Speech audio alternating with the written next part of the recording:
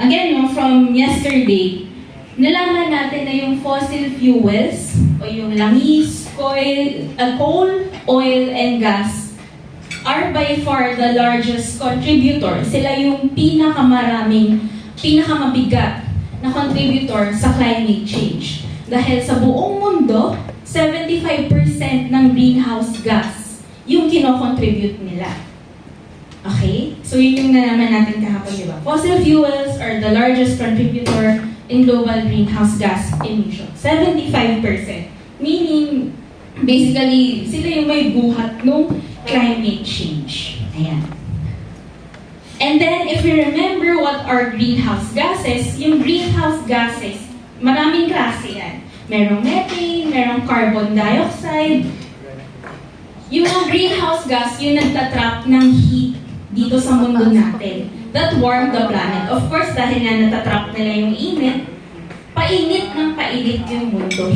Greenhouse gas or gases prevent heat from escaping the earth. Kaya, umiinit yung earth. Yan, yun yung review natin. And then, alam niyo ba, dahil dyan, a very recent survey showed that 8 in 10 Filipinos want polluting firms o yung mga oil firms to pay for climate change impact. Ayon sa June 2025 survey ng Oxfam Pilipinas and Greenpeace Philippines, 8 in 10 Filipinos. So if in this room, meron tayong 15, 20, at least 16 sa atin, want these firms na magbayad para sa pagpapainit nila ng mundo. Actually, yung breakdown yan in the world, syempre may mga iba naman na nag-agree no, na gusto nilang pagbayarin yung oil and gas companies. Pero among this list, yung Pilipinas ay nasa top 6 na mga bansang gustong pagbayarin or gustong i-hold accountable yung mga oil and gas firms that warm our planet. Dahil nga, if you remember from before, they emit or sila yung naglalabas ng 75% ng global greenhouse gas na nakapapag-init ng ating mundo. Ayan. And again, another review, kanina yung narinig nyo kay Ma'am Ellen, this information again is false or wrong information that is intended to mislead, intended to cause confusion, it is intended to cause harm, and of course, dahil nga nalilito ka na, hindi mo na alam kung ano yung tama o mali, nami-minimize yung accountability ng mga nagpapakalat ng maling impormasyon na yun. Yun yung nagiging ending. Dahil nga misleading yung sinasabi nila, dahil nakalilito na yung sinasabi nila, o ang dami-dami nilang maling sinasabi, araw-araw, weekly, nami-minimize yung accountability na dapat meron sila. O yun dapat na ginagawa nila, hindi na sila nasisingil dahil sa disinformation. Ayan. So, usapan naman ng climate change, yung disinformation, nag-iiba na. Yung argument ay hindi na lang nakatahi sa kung nag-e-exist ba yung climate change or hindi. Dahil nga parang araw-araw naman nararanasan natin yung pag-iiba-iba o yung very erratic na panahon. Mahirap nang i-deny yung climate change. Sabihin, yung pagsasabi na, or yung pagda-deny na, hindi naman yan totoo, hindi naman yan nag-exist. Mahirap na dahil yun yung pang-araw-araw na nating experience.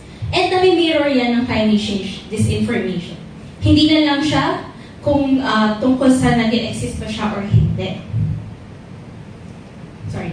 Dahil yung typical na naka-encounter natin even before ay yung mga linyahan naman na hindi naman totoo yung climate change o natural naman na umiinit yung mundo, natural naman na babahain tayo, natural naman na magkaka-landslide dahil nagre-revenge lang si Mother Earth. Yun yung mga linyahan dati nila. O yung pagde-deny na talagang man-made at intended yung climate change. Other types of denial nga ay yung pag-question ng scientific consensus o kaya yung sinasabi ng mga scientists tulad nila Dr.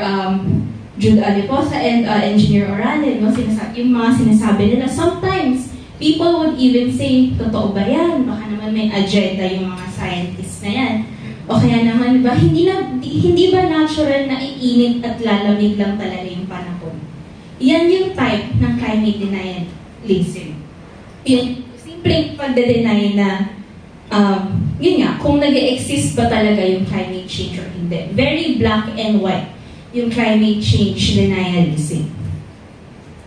Pero lately, these days, kahit na prevalent pa rin siya or kahit na patuloy pa rin siyang nangyayari, meron ng notable shift or pagbabago nga ng climate change disinformation. Nagbabago siya para maging mas nuanced, mas komplikado, mas subtle, para pigilan yung tamang action or to prevent climate action. Ano ba yung climate action na sinasabi natin? It could be as simple as calling out people or calling out wrong or maybe wrong policies or maybe yung harmful infrastructures na yun yung mga sinasabi nating types of climate action. And again, no, to iterate the point, hindi na lang denialism or climate change denial yung nangyayari. Ang nangyayari na ay mas subtle, mas nuanced, mas parang suwabing this type of disinformation about climate change.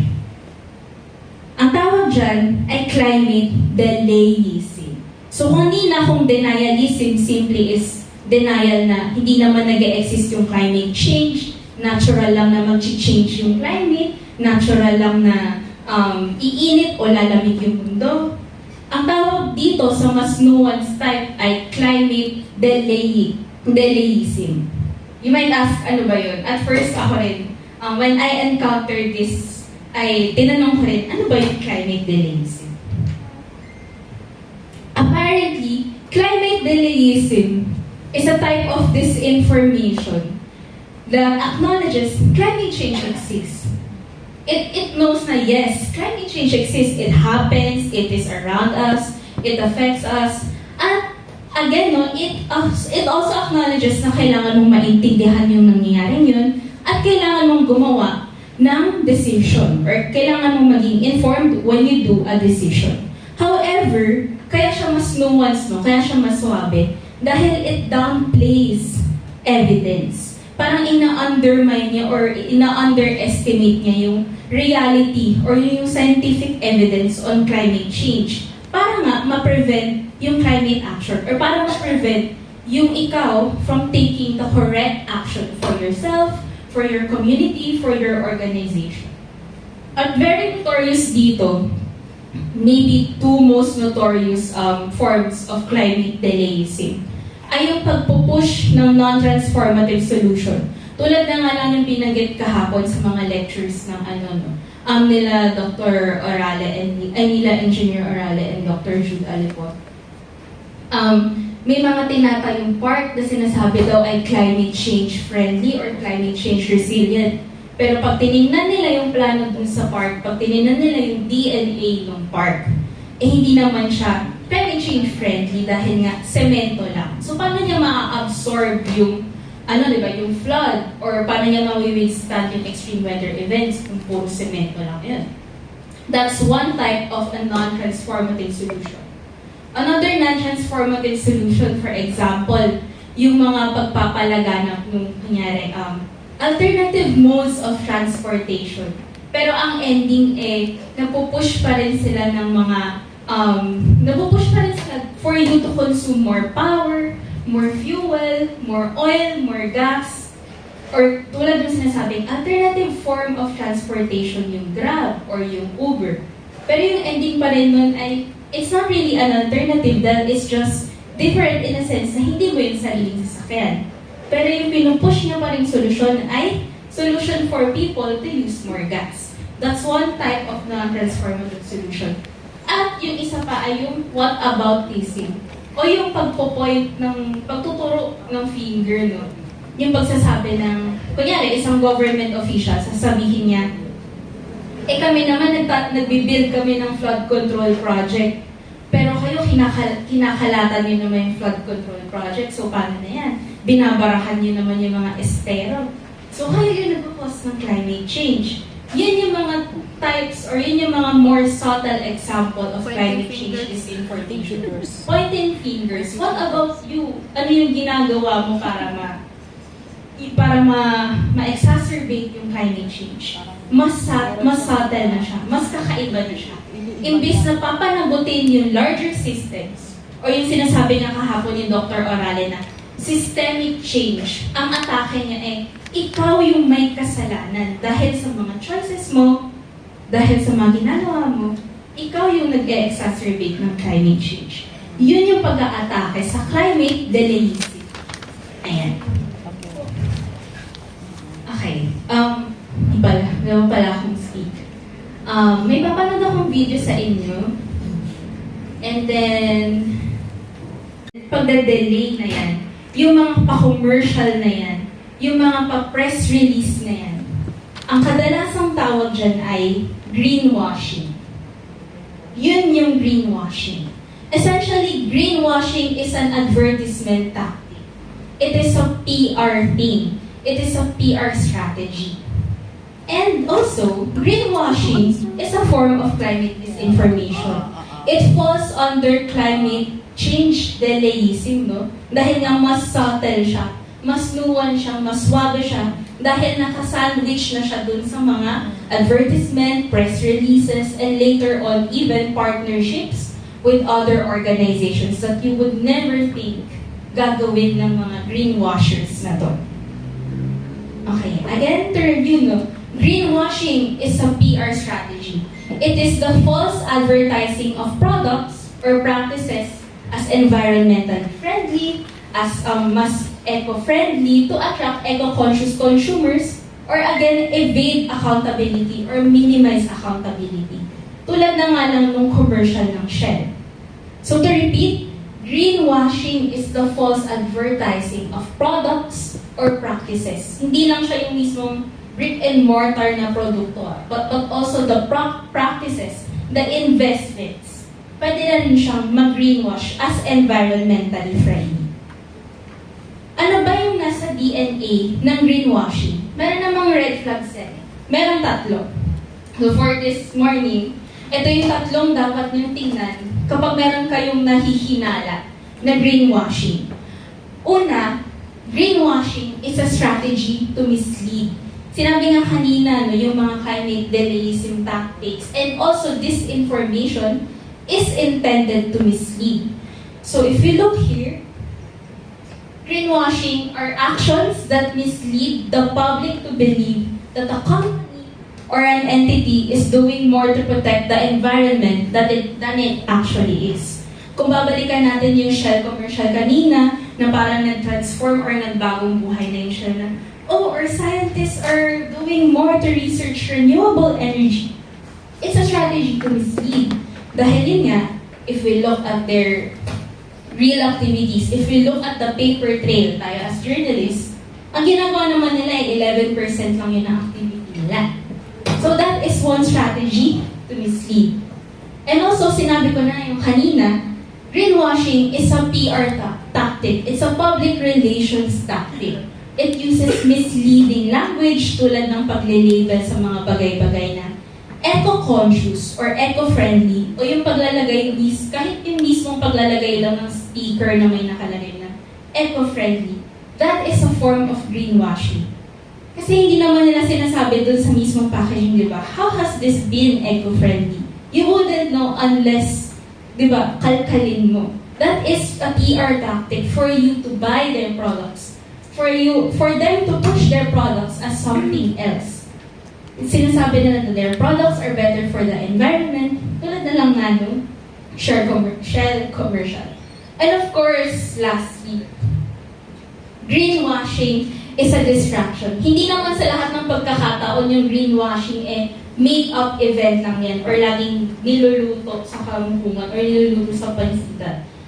Greenwashing is a distraction. It could be a real event that distracts you, distracts us, journalists, distracts us, development or community workers from broader business models and activities that are more harmful and damaging.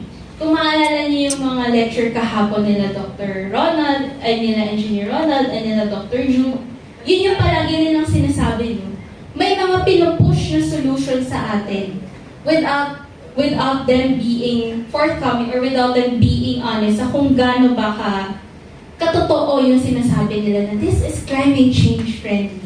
wala silang pre-present na evidence, hindi man lang nila minimeasure yung claims nila para masabi na climate change friendly or climate change resilient yung mga tinatayong infrastructure. So again, yung nasa DNA ng greenwashing ay it's a strategy to mislead, it is a PR tactic, and distraction siya for you to prevent you to take the correct action for yourself, for your organization, for your community. Ayan. Actually, kumikitang kabuhayan yung greenwashing. I think it's more lucrative than journalism itself.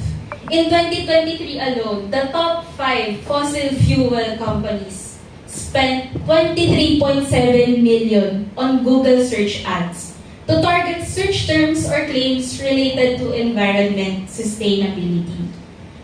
So if i-Google search natin, pakita ko sa inyo.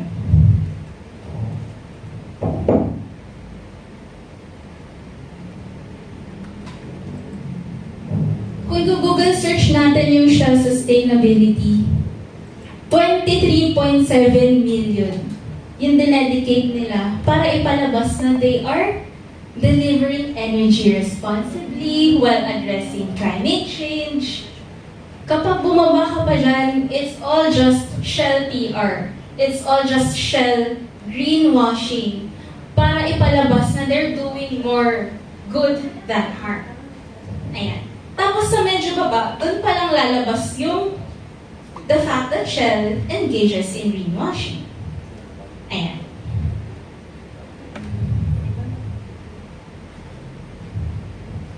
So again, kumikitang kabuhayan yung greenwashing. It's not done for free. It's done strategically. It's done with profit in mind. Dahil ng 23.7 million, they need to get that back. Okay, case study. Pasabihin niyo puro Shell yung example at baka anti-Shell person ako. It's just that malawak at malalim yung reach ng Shell. Baka na gusto niyo petrol later. Your turn. Kaya yung mag-unpack ng greenwashing case study. Ayan. So, sabi ng Shell, may pledge sila. Pledge, ibig sabihin, promise, to reduce greenhouse gas emissions to net zero by 2050. Again, net zero, naririnig natin to since kahapon. No? Net zero means kung ano yung nilabas ng greenhouse gas, dapat yun yung makapture mo. Yun ang ibig sabihin ng net zero. Sabihin, zero sum. At dahil dyan, dahil nga may pledge sila, nakipag-partner ang Shell Pilipinas sa DENR to find nature-based solutions daw to protect the environment and then bolster yung biodiversity in local and national levels, and yun nga, enhance biodiversity and reduce emissions. So nakipag-partner sila sa DENR, na news yan, ito yung mga headlines. Shell Pilipinas, DENR, partner for nature-based solutions. Sabi ng isang paper. Sabi ng isa, Shell, DENR, Inc. deal to advance nature-based solutions. More or less the same. And then another says, Shell, DENR collaborate on nature-based solutions in the Philippines. And if you read all three of that, or all three of those press releases, halos same lang sila sinasabi, para rephrase lang yung iba.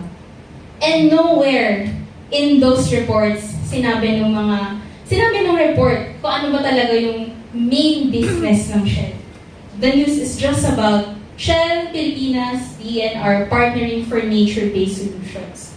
They did not even explain what are nature-based solutions in the first place, di ba? Naglagay lang sila ng label. Another label for you to be happy or for you to get the impression na they're doing something good, they're doing something right.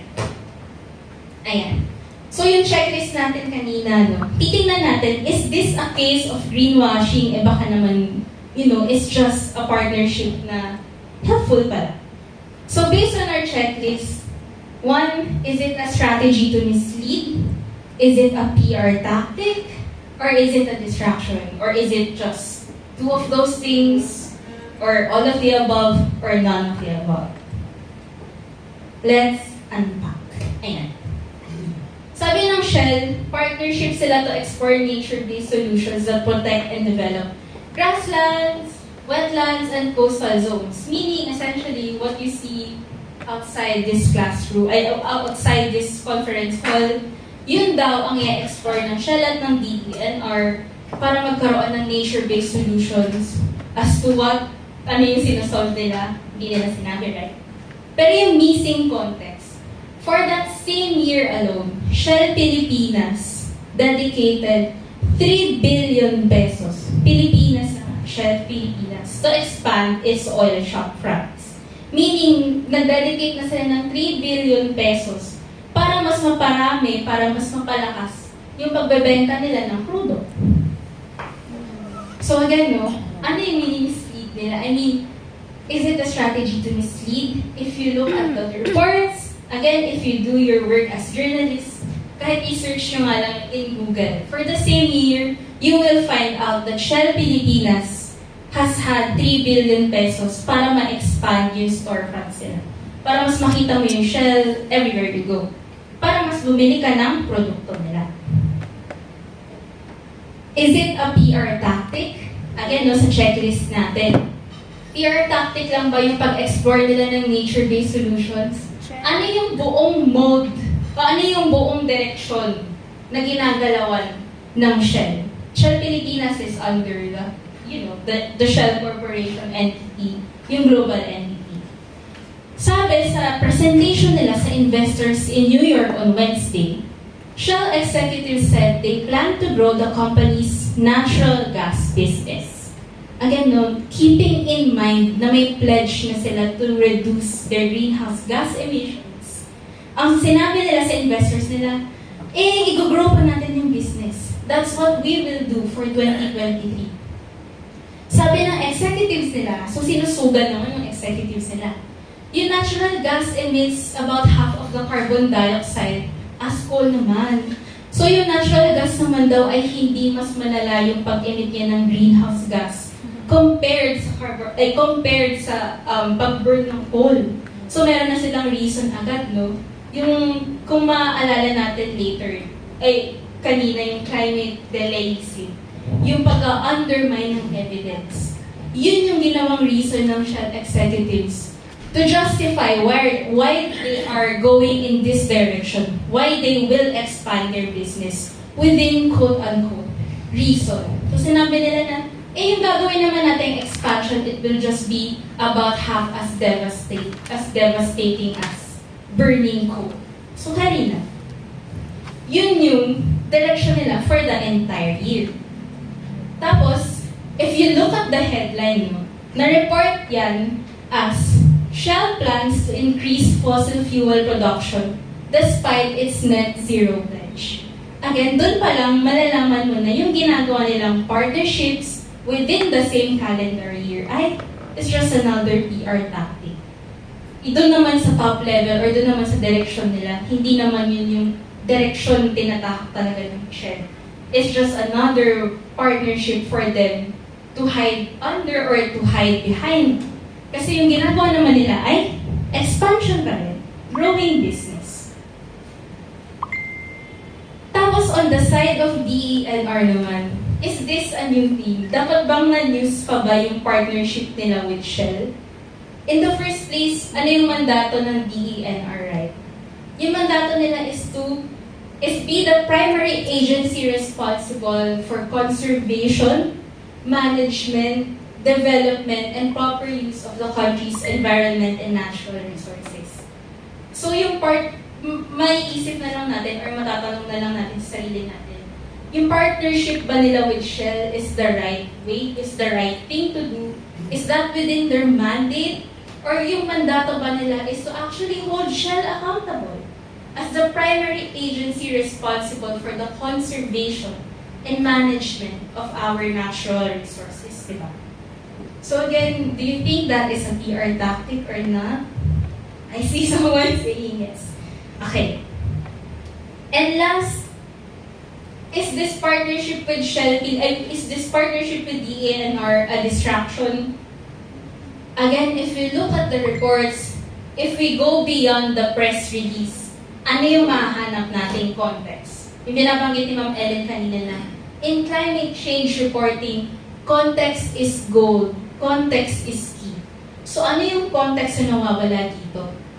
Despite a court ruling, may hatol na yung mga mahistrado. Yung hatol nila ay dapat yung Shell, i-reduce na nila yung greenhouse gas emissions nila by 2030.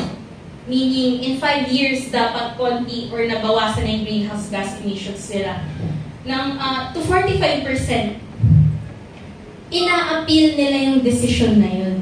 For what reason, we don't know. Kung ano man yung justification nila, that is between their lawyers and the magistrates. Pero the fact of the matter is, merong standing court ruling on Shell. Shell, by the way, is originally a Dutch company. To reduce their greenhouse gas emissions to 45% by 2030. Yan yung totoong nangyayari. Yan yung totoong estado ng Shell, no? Hindi naman sila gumagalaw in a vacuum na walang nagre-regulate sa kanila. That's why, parang they do yung mga partnerships na to explore nature-based solutions out of the goodness of their hearts. Parang that is so questionable. That is just a distraction. Dahil nga, what the reality is, dahil sa paninira nila or dahil sa marami nilang greenhouse gas emissions that contribute to climate change, kinatulan na sila ng korte na bawasan yun na yan by 2030. Pero ano pa rin yung ginagawa nila? They expand their business, they do these types of partnerships na hindi naman natin na-measure.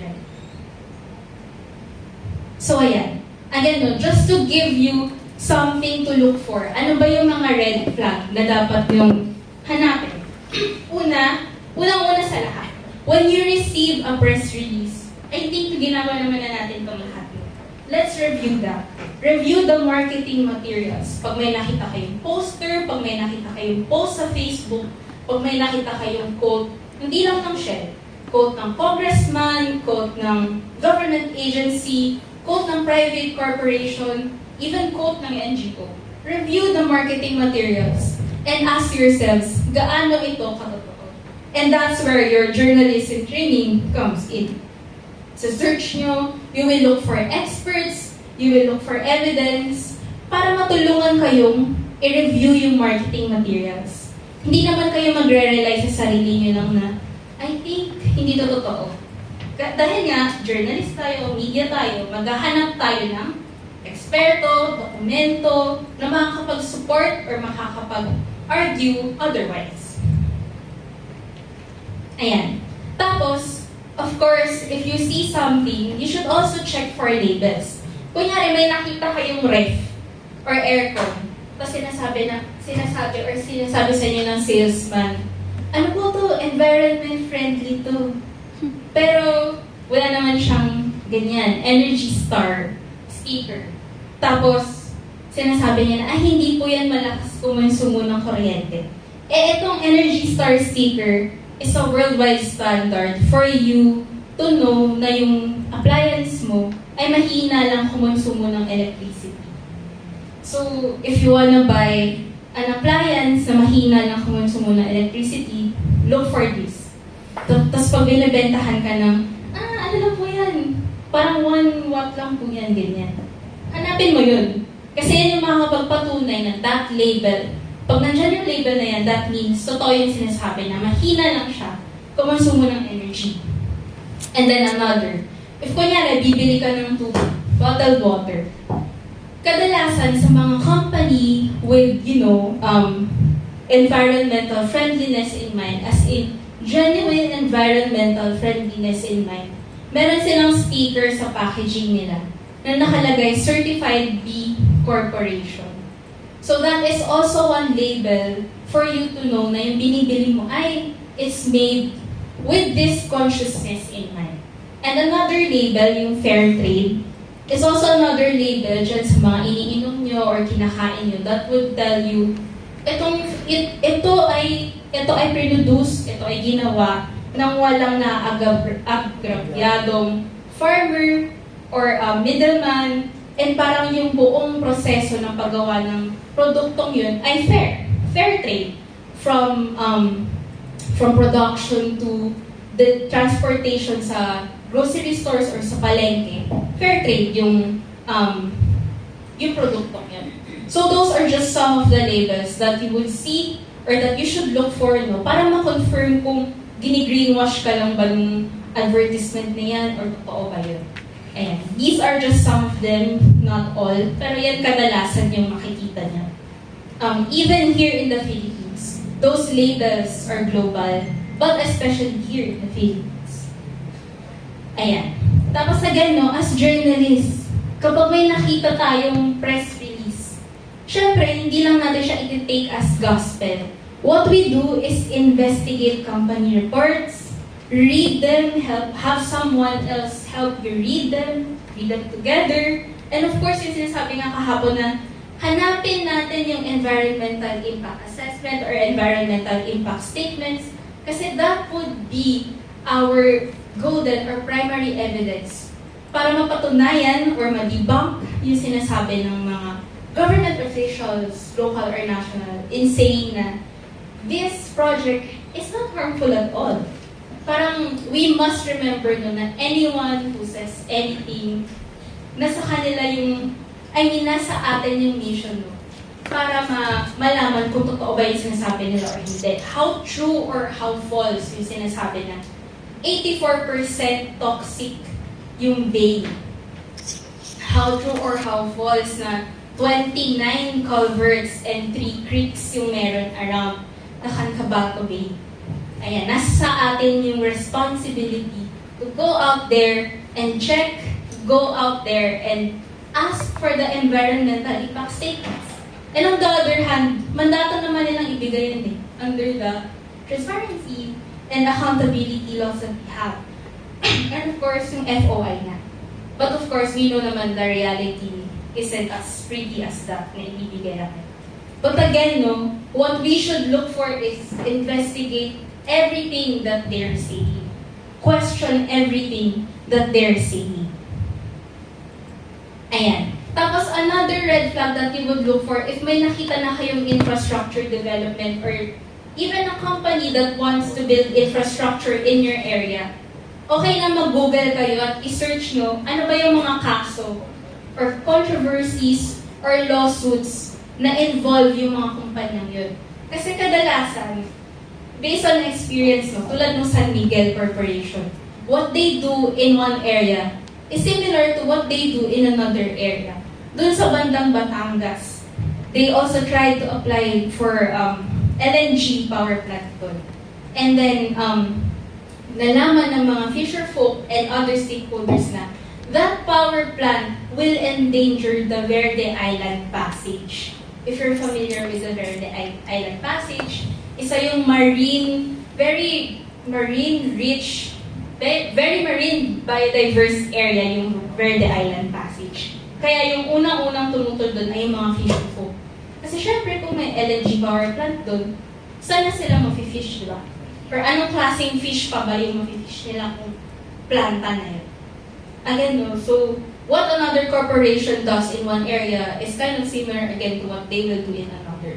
So it's best to search for lawsuits, cases, or controversies if meron. Kung wala kayong mahanap, maybe try to, yun nga, go down sa mismong community nyo. I mean, go to your communities. Go down. Go to your communities, magtanong na kayo. Ano ba yung ginagawa nilang kadalasan dito? Ayan. And then lastly, no, if babalikan natin yung partnership ng Shell with DANR, measurable ba yung pagsabi nila na we will explore nature-based solutions? In the first place, hindi nila sinabi ilan, gano'ng karami, hanggang kailan. They just said, meron tayong nature-based solutions. So tayo as journalists, isa sa mga itatanong natin ay, measurable ba yan? Ilan yung gagawin nyo? Hanggang kailan? Hanggang saan? Kasi that's how you hold them accountable. I know those are simple questions, pero that will help you unpack if something is, for greenwashing or something, or a company engages in greenwashing or not. Ayan, your turn. Very recently, kung familiar kayo, no, sinabi ni Ramon ang president ng San Miguel Corporation, siya namang volunteer na isolve yung pagbaha or flooding problem sa Metro Manila at no cost to the people, at no cost to the government. Okay, so questions to ask yourselves. Ano yung investment ng SMC, San Miguel Corporation? How do these impact flooding? Are there protests? Kung meron man, ano yung protesta nila? And then, okay, summarize your findings. Tell me